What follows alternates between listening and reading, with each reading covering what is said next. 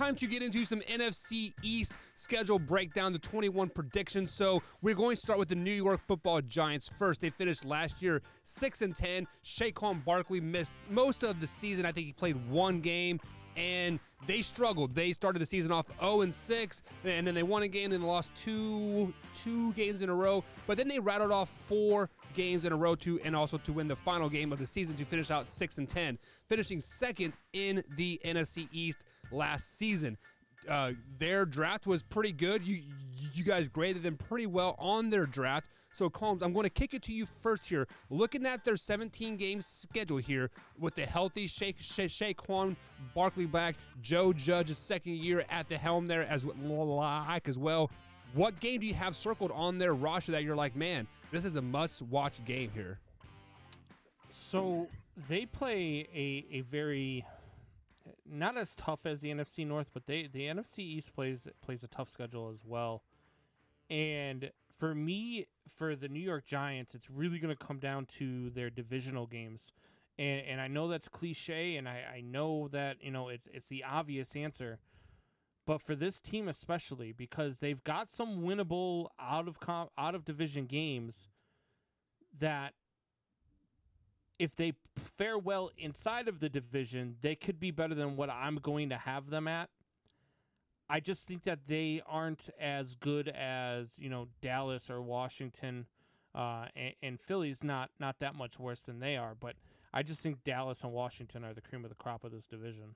So, what game do you have circled that you like? They think is a must win or a game changing win? Like, I would say Week 4 versus the New Orleans Saints. Yeah. If they can go into New Orleans and get a win over New Orleans, because the following 2 weeks they play Dallas and the Rams. If they can beat New Orleans and gain some steam heading into, because at that point I have them at 2-1 heading into that game. That game could change everything for them. That game could change their season and completely turn it around and make them a contender in this division. So do you have them losing this game then? I do. So one thing that you brought up was their division games. What do you have them in the division? In the division, let's see here. I have them 1, 2. If you look at your playoff predictor, it says on the top right. Do you need to take your socks off the count? Oh, yeah. I didn't even notice it says it. Do I need to take my socks? Ha ha ha. In the division, I have them 3-3. 3-3, so splitting the season. So, Tori, let's kick it to you first before I ask you the marquee game of the season. What do you have the Giants in a division this year? I have them at 7-10. I think that's the record. In the division? What's the division? Oh, in the division, though, I have them at 2-4 in the division. 2-4. Okay. So, what is the game that you have circled that's a must win or a must watch, or what's the game that you want to? I'm going actually week 2 when they have to go to Washington. So you want to see where your offense is at. Put them up against probably the number 1 or number 2 defense in the league.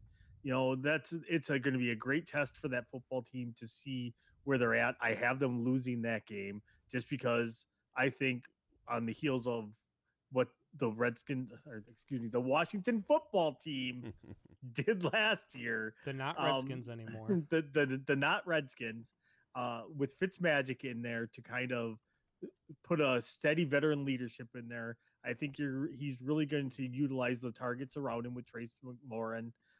They picked up Curtis Samuel as well. I think, it did. I'm pretty sure the Redskins signed Curtis Samuel. Yeah, you're right. So there's a couple of different little toys there for Fitzmagic to play with. I think this is a much improved Washington football team. And it's a good test. They're going to lose this game, but it's a barometer game then to see where your offense is at and about how far off are you actually. I expect that one to actually be a low-scoring game because the Giants' defense isn't terrible either. Right, and the Washington's defense is historically the best defense in the NFL if you're basing off scores of last season. So, Tori, we are not talking about the Washington football team yet, so I want to put this in your head when we come to talk to them next here in about 10 minutes. You have Fitzpatrick as starting quarterback or not, yes or no? I do, yes. Okay, so who do you have winning that Week 2 game?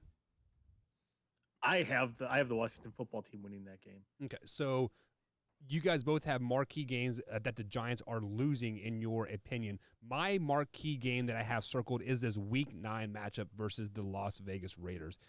The Raiders come into New York, the Meadowlands or whatever you want to refer to their stadium now. And MetLife Stadium. MetLife Stadium. I've been going back and forth on this game ever since the show started when I picked all of these games. And this is the game that I think the Giants can either make the playoffs if they win this game, or they're going to be a 7-10 team like you guys both have them, I think, right, Combs? You have them at 7-10 as well? Yes. Yeah, so I think if the Giants lose this Week 9 game versus the Raiders, they are a 7-10 team. But if they win this Week 9 game, they are 9-8. And I actually have them going 9-8 this season and winning that Week 9 game, going into a bye week and preparing for the Tampa Bay Buccaneers. And that game I have circled as like as well, because I believe Joe Judge used to be on the coaching staff with Bill Belichick versus Tom Brady, right? Or with Tom Brady? Am I thinking? He was the he was the special teams coach. Yeah, so he probably knows how to defeat Tom Brady. So again, am I saying that the Giants are going to beat the Bucs? No, I'm not saying that at all. But I would not be surprised. This is a Monday night game here. I would not be surprised if it's a 10-7 score or a 14-10 type of score there. Do you guys possibly see the Giants hanging with the Bucs that Week 11 game, that Monday night game? I don't. I don't see any way they hang with the Bucs. I mean, look, in the NFL regular season, I mean, anything can happen, right, of course. But it really just depends on how Tampa Bay's playing at that point. But just on paper, I'd have Tampa winning that game by 3 touchdowns. So let me ask you this. The Giants went 6-10 last year without Saquon Barkley in the lineup. Are you saying a healthy Saquon Barkley is only worth 1 win? Yes. Yes, I am. He is. Yeah. He's a good running back, but the last 2 years he's had major injuries. Right. So eventually, I don't care who you are, it's going to wear on you a little bit mentally. Your body's going to feel good, but now you're going to have the creeping doubt is what's going to come in. You know, can I do this and can I do that? You know, until he has like a couple of games, he's like, all right, I'm comfortable. I'm back. This is what I'm going to do, and this is what I can do.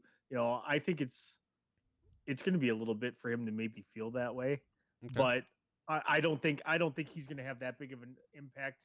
I will say the biggest thing for them this year is going to be how Daniel Jones progresses as a quarterback in year 3.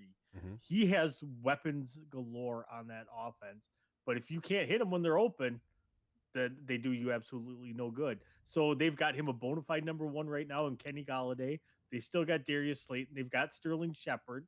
You know, they've got Evan Ingram. They got Saquon back this year. So literally there are 0 excuses for Danny Dimes this year. So who is the team MVP this season in 2021 season, Combs? I'm putting it on Saquon Barkley, even though I just said he's only worth 1 win. But in order for them to be at that 7-10, in order for them to be better than that 7-10 that I have them on, again, if they go out in that Week 3 game, beat New Orleans before they head to to their 2 divisional games between Dallas and Washington, they could really turn their season around. And Saquon Barkley needs to be everything that he's poised to be if they want to do that. Tori, what about you? Team MVP. I'm going to actually go with the defensive player for them for their team MVP. Their defense all hinges. It's a guy that the Packers gave up on because he can't cover the pass at all, and that's Blake Martinez. But the one thing Blake Martinez does do well, he tackles. Right. And he tackles and he tackles. He doesn't miss a lot. And I'm going to say that Blake Martinez has a big year for them this year with that defense, because that front 7 is one of the better ones in the NFL that nobody knows anything about. Right. If you look at the statistically last year, I think they were a top 10 defense, I do believe, last year. I'm not sure. Or maybe just out, or maybe just outside.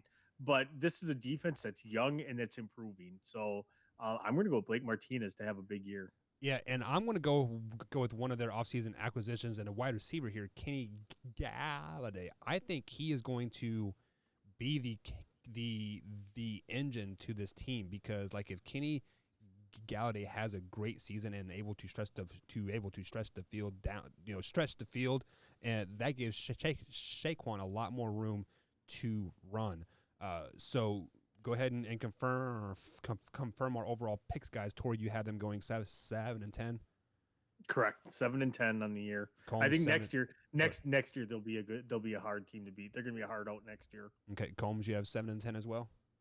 7-10. Yeah, and I had them going 9-8. So I think Saquon is worth 3 or 4 wins at least. So I'm going to give him that.